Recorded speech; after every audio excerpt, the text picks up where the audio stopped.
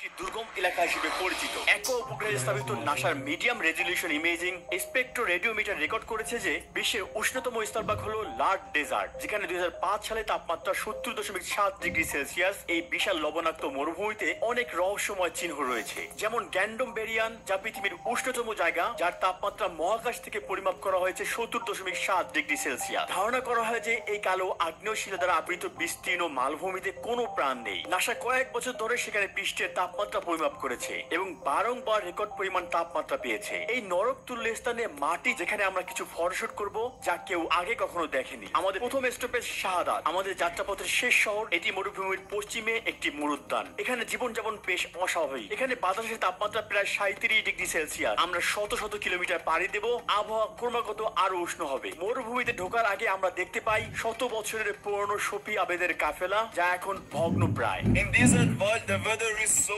hot, please, we find some water and put our scarf or shamak in the water. National air condition. And put it on our head to reduce the temperature. So we need to record the track of going to the desert. There is a backup company which is following our GPS and our track, and if something পাহাড়ের নিচে অল্প সময়ের জন্য প্রভাবিত হয় এবং দ্রুত বাষ্পীভূত। এখানকার অনেক লবণাক্ত লেক শুকিয়ে গিয়েছে। দুর্ভাগ্যবশত অতিথি পাখিরাও এখান দিয়ে উড়ে যাওয়ার সময় কোনো আশ্রয় নেওয়ার মতো পথ খুঁজে পায় না। তারা ভুল করে এই লবণাক্ত লেকের পানি পান করে, যার ফলে তাদের মৃত্যু ঘটে। এখানকার প্রাকৃতিক কোনো দয়া মায়া নেই। এটা কি পাখি আমি জানি না, চেনার উপায় নেই। চলুন এগিয়ে যাই। মরুভূমিতে এগিয়ে যাওয়ার জন্য আমরা গাড়ি টায়ারের উপর চাপ কমিয়ে দিই। এগুলো রুক্ষ ভূমিতে ফেটে গেলে সমস্যা হবে। আমরা পথের শুরুতে আছি। এখানে মাটির তাপমাত্রা পরিমাপ করা যাক, 63.7 ডিগ্রি সেলসিয়াস। আমাদের কোনো ধারণা নেই আর কয়েকশো কিলোমিটারের মধ্যে কি হতে পারে। আপনারা এখন দেখতে পাচ্ছেন যে ছায়াতেই 45 ডিগ্রি সেলসিয়াস। আমরা এখনো দিনের শুরুতেই আছি।